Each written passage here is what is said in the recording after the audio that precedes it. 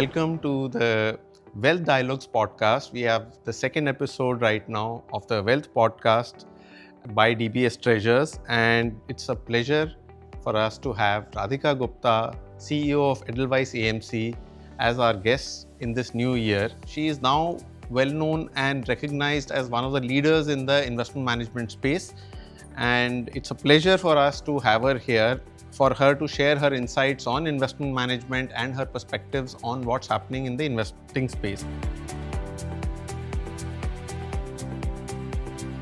A new year, as I said. Yes. And with new expectations.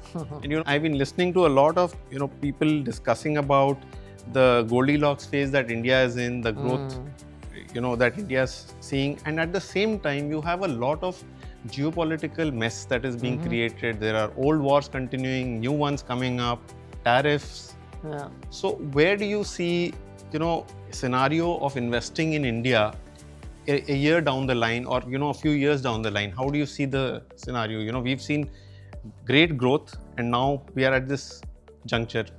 So I think investing in India is like walking a road where at the end of the road there is a pot of gold. And there is a pot of gold. Okay. That pot of gold is real economic growth that you are going to see over a 5-year period, one of the fastest growing major economies, tremendous reforms. So there is a pot of gold at the end of the road. However, the road to that pot of the gold is under construction and has potholes, like many of our roads in this country. And so the question of how do you see investing in India always depends on time horizon. You have to be, as Rashesh once told me, and I love this analogy, you have to be bifocal with India. There is a short-term reality of state elections, tariffs, presidents getting picked up from Venezuela, whatever else that is happening, growth slowdown, earnings, ye wo, budget, ye sab hota hai. And then there is a more glorious pot of gold rainbow. And I think the challenge for investors in today's news-driven era is how to survive the short term so that they walk that road. That's probably not the analogy you were expecting, but really I think it is what it is. I mean, I don't think the structural elements of India, whether it's reforms, whether it's demographics, or whether it's entrepreneurship, I don't think any of those are challenged. But I think 2025 was a reasonably tough year for the country, both in terms of geopolitics and growth slowdown. By the way, I do believe 2026 will be a better year because a lot of input parameters domestically in terms of slowdown and potentially reviving the economy are at work, whether it's direct taxes, indirect taxes, rates. So the input parameters are there. I think the output needs to come. I think geopolitics is a shock that we will have to deal with in the short term. You gave a good analogy that, while in the growth phase you have a lot of potholes, and I think we are fairly familiar with that.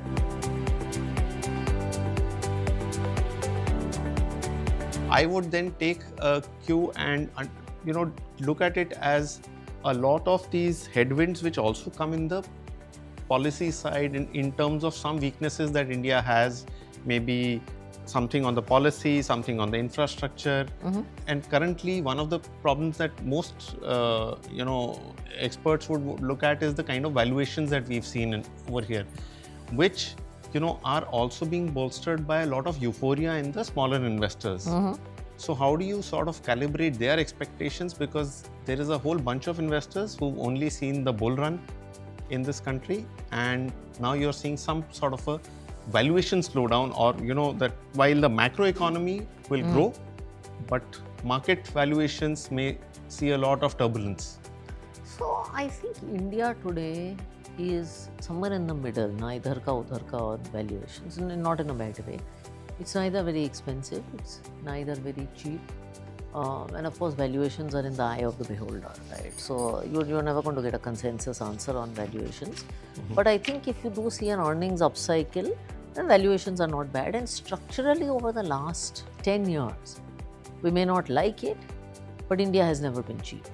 I don't think India was cheap in COVID because earnings also fell, right? Prices fell and earnings fell. In fact, the 10-year PE of the Nifty has re-rated upward from 14 to 20 over the last 10 years. So India has not been particularly cheap.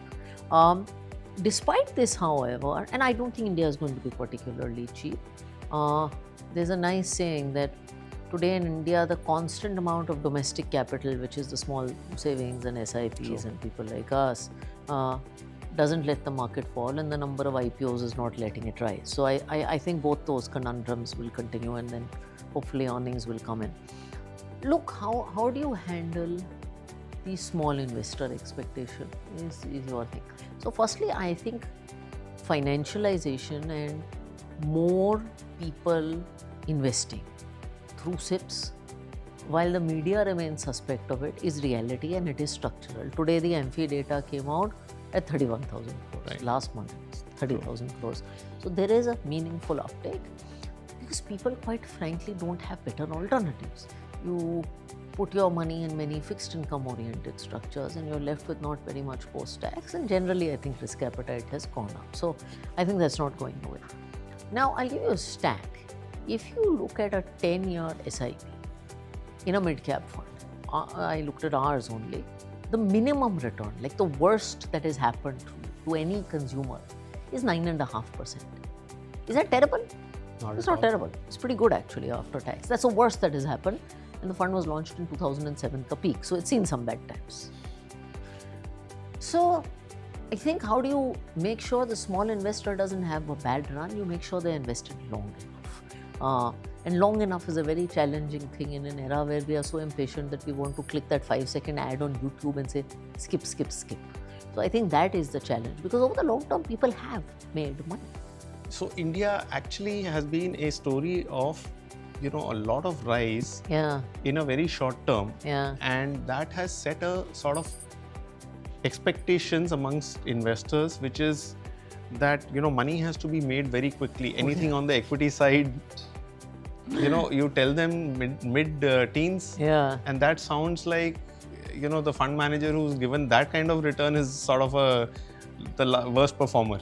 Whereas in reality, some of the best performers over the longest time have been in the mid-teens at best. And I think mid-teens is not a bad outcome. I think there is a very famous line from Indian advertising called Kitna Milega. It was used in the context of mileage.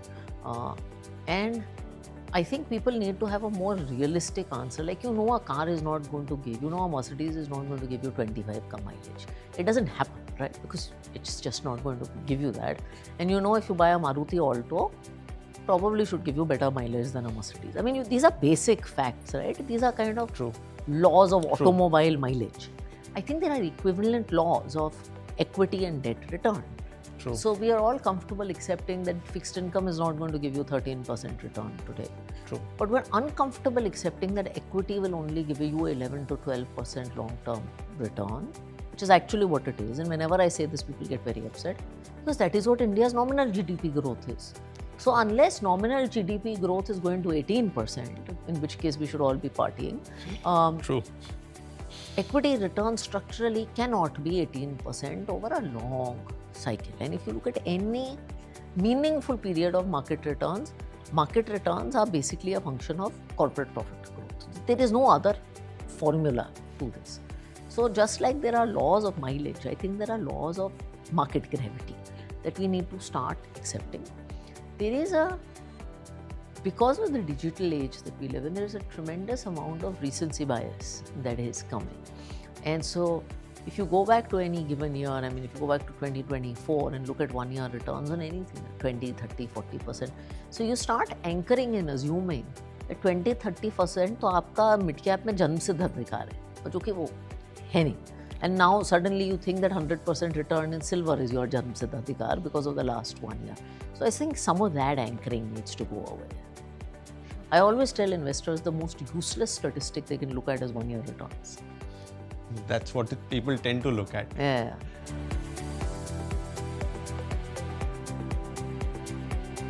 So I'll come to now the larger macro economy, and I want to sort of get your understanding of the larger macro economy that, investment manager, looking at the India story, we've seen cycles of people focusing on various sectors. So there was a time when people focused on the defense sector, on industrials, and they probably had their run, or at least from a market valuation perspective, they may probably have a longer run as industries. But as an investor, when you look at the larger macroeconomy, where do you see pockets of opportunity in terms of sectors, in terms of themes, anything that you could probably look at for the next 1 year, 3 years, or something in that range? And again, I think the answer depends so much on horizon, because you start to have a 5-year horizon and every sector in India looks attractive. But I'll tell you sort of where we are thinking from a 1-year point of view, and also some of the newer spotlight themes that are emerging and maybe interesting places. So I think one beaten pocket of the market, which has historically driven a significant amount of the indices, is financials. And financials is a segment that has underperformed. We do think come 2026, credit growth is starting to come back. Now, financials has really 3 sides to it. Insurance, where there is a very strong under-penetration story, but that segment hasn't done well recently, and I think it will. Capital markets, which is all your asset managers and stockbrokers and wealth managers and folks like you and me, where companies have done well, that part of financials has done well, but I think the under-penetration story continues to be very large. And lenders, which is the largest part of BFSI, so banks and NBFCs, which have been laggards, which we think with credit growth coming back should start to do well. So I think financials is one place we continue to be excited. I think the other dog, for a while had been consumption. And as I said, a lot of input parameters and input action has been done to revive both rural and urban consumption. And again, consumption has multiple legs. It has your staples consumption, but it also has your premium and emerging consumption. So I think consumption is the other interesting one. So if you had to ask me 2 answers, I would say that. And within these mega sectors, I think there are going to be micro sectors of opportunities. So for instance, I don't know whether, I guess this would classify as consumption, but I think one of the most interesting and underrated segments in this country is hotels. Okay. If you travel to any tier 2 city, go to Surat, how many 5-star hotels are there? Very few. There's one actually. Yeah. And try to get a hotel room in wedding season. Once I had to go and say I was a Shark Tank judge, please give me a room for a night. It's wild. And this is the story of Kanpur still doesn't have a 5-star hotel. Imagine. I'm surprised. Look, we have branches in 60 cities, so I travel everywhere. And so hotels is, and I think domestic tourism is real.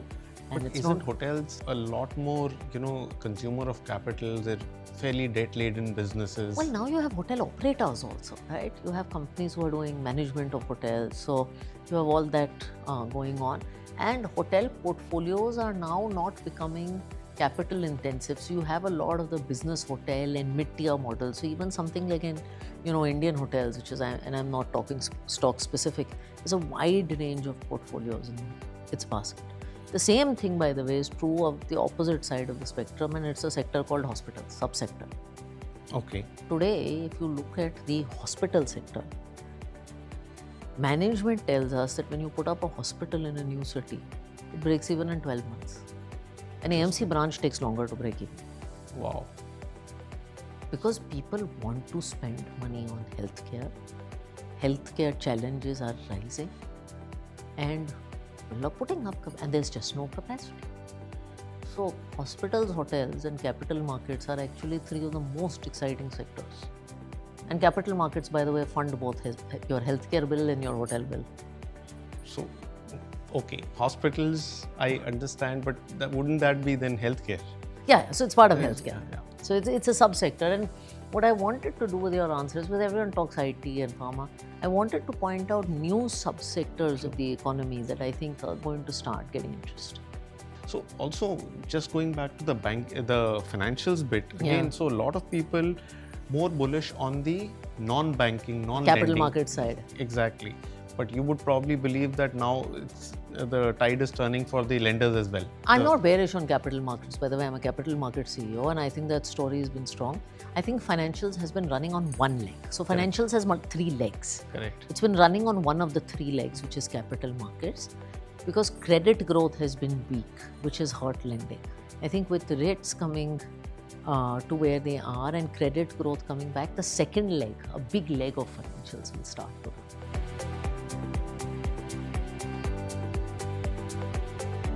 So what's also, I wanted to get to the other part of the market story, which is from a capitalization perspective.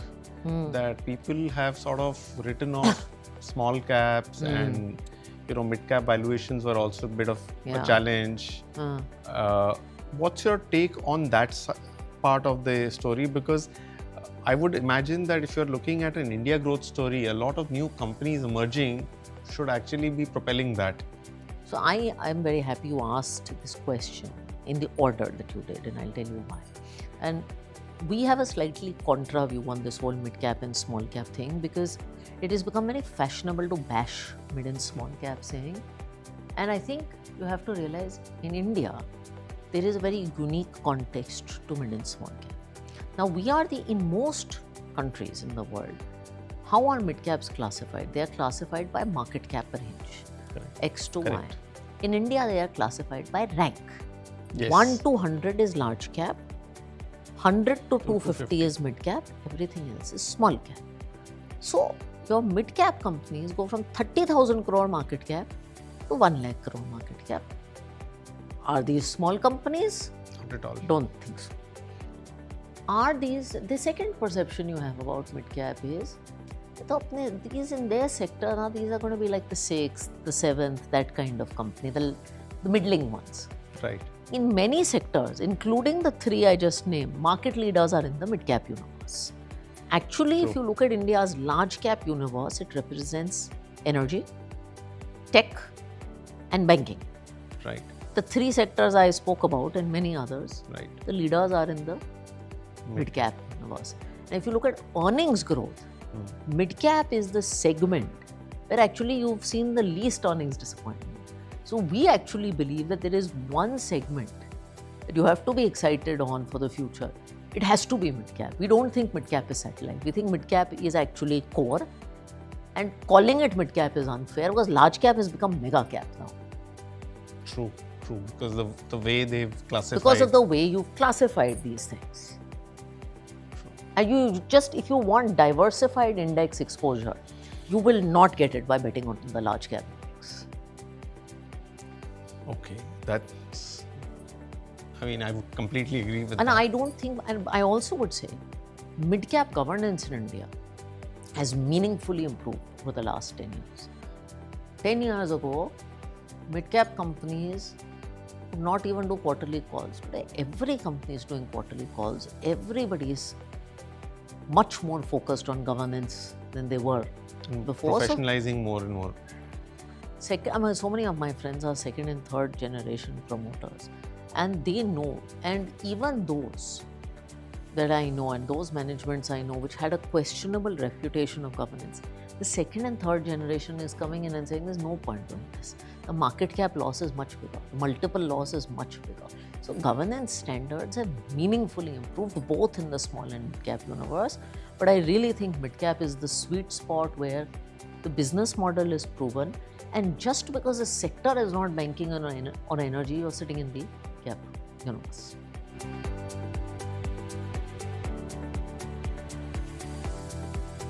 Okay, I'll take a little bit of a shift towards a different direction. So one of the events in the forthcoming few days, or maybe a fortnight or later, is probably this great union budget, which actually consumes a lot of our mind share, talking space.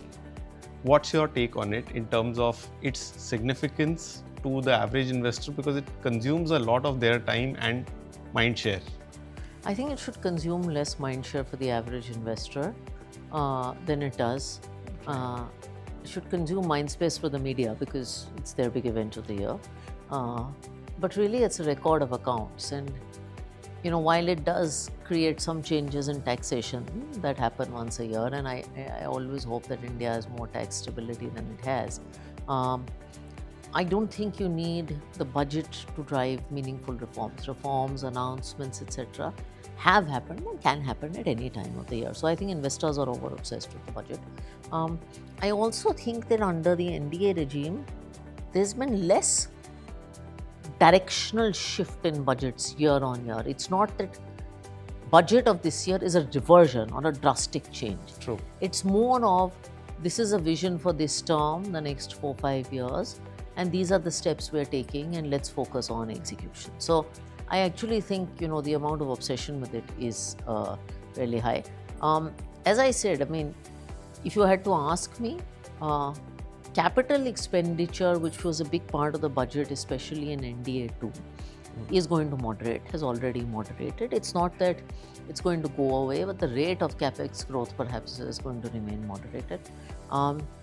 It would be very interesting to see what more they have in terms of bringing consumption back to the economy. Last year, I think widening the tax exemption for a lot of people was a big one. So I'm looking forward to seeing what kind of creative ideas they really have there. Last year was also a major simplification of the tax regime. So I think that's what one will see. I think there's been a lot of focus on jobs in previous budgets. So I'm hoping that they'll see a continuation of that. But to my mind, I think budget should have really, from India point of view, what is important. Continued growth is important, kicking off growth momentum is important, job creation is important because of the threat of AI and the large demographic dividend that you have, and a regime of fiscal deficit and tax stability is important. These are the three things that matter. That is how you would probably look at it as an institutional. That's how I'd look at it as an institutional asset manager. I think that's how global guys will look at it, that you want a stable tax and fiscal environment. You don't want it to run. And to be fair, this government has done a good job with that. Growth is a very important part of India's narrative. It's finally seen as India as a growth stock in that sense. And job creation, I think, is very important because, the large demographic dividend will be a very large demographic liability if you don't get jobs, right? Especially in an AI-driven world, because India is one of the economies where you've got tech transformation happening while development is happening.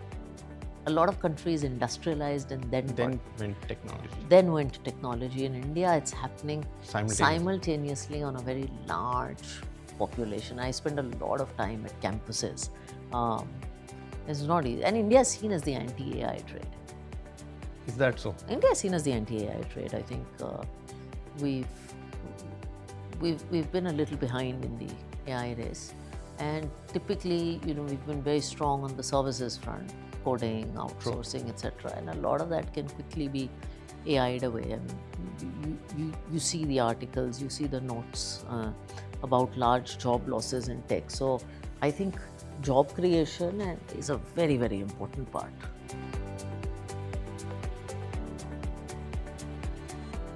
Now, one of the things that happened in the last so many years was that the government spending was very high, and it was not complemented equally by the private sector spending. So that part helped the capital expenditure and the growth. So one of the reasons attributed for the growth was also that the government continued to spend, which may be getting pulled back now because there is, for all the reasons.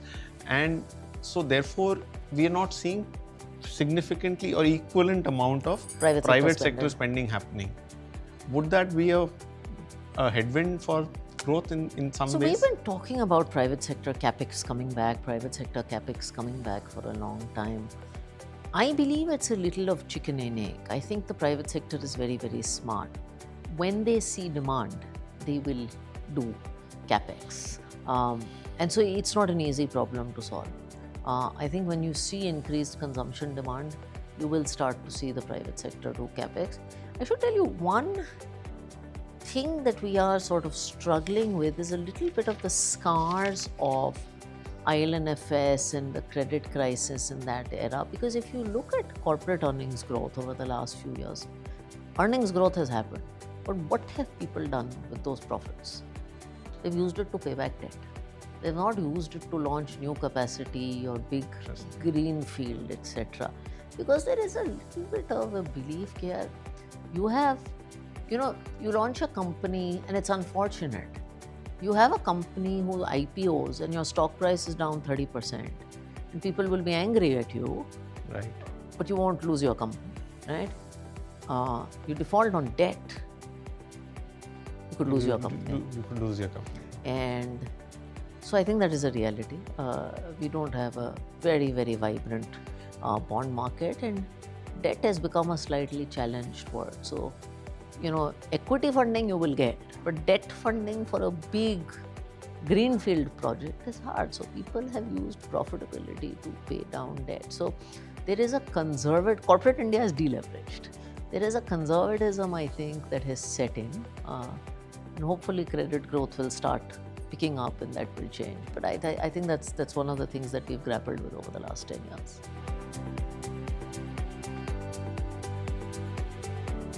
So you're saying by and large you're satisfied with the way the policy and the budgets have come about. Anything which you think still is pending in terms of, let's say, labor policy? Well, land and labor is, a lot more can be done. I think R&D spend in India has been historically very, very low compared to China, compared to US. And I always give this example that when you walk down Ginza in Japan, Ginza is one of the main sort of shopping streets and boulevards, etc. For those who haven't been, you just will be astounded at the number of global brands that Japan has produced. And it's not just in auto or home electronics. Consumer electronics. It's in shoes, it's in chocolates, it's in gaming, it's in makeup. And then you ask yourself as a nation, and okay, forget Japan. Now if I ask you how many global brands has Thailand produced, you won't give me 5. Yeah. And finally, you can't build a nation on labor arbitrage. True. You finally have to become an innovative, product-oriented nation. True. So that's one of my big wishes and big things to keep in mind. And by the way, Thailand had a much higher per capita GDP than Korea back in the 70s, South Korea. But Now the Korea's- difference is 6 times. Exactly. Again, Korea has produced great global brands. Great brands, absolutely, absolutely.